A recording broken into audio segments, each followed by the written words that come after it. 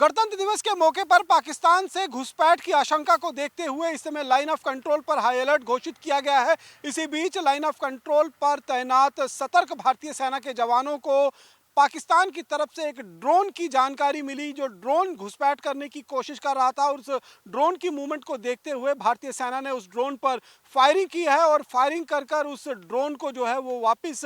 खदेड़ दिया है। दरअसल पिछले कुछ दिनों से लगातार अगर हम देखें तो जो साउथ ऑफ पीर पंचाल का इलाका है, जहां पर राजौरी पुंछ का इलाका है, उस इलाके से लगातार आतंकी घुसपैठ करने की कोशिश कर रहे हैं और आतंकियों के पास हथियार पहुंचाने के लिए ड्रोन की भी मूवमेंट जो है वो नजर रखी जा रही है। इसीलिए एंटी ड्रोन सिस्टम जो है वो तैनात किया गया है पूरे लाइन ऑफ कंट्रोल के इलाके में, ताकि ड्रोन की कोई भी गतिविधि हो उस पर नजर रखी जा सके।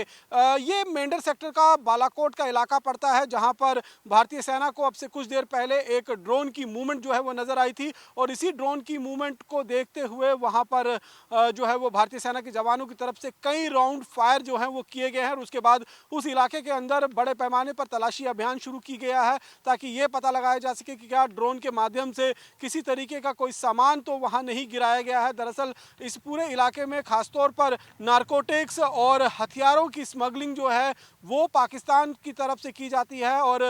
यहाँ पर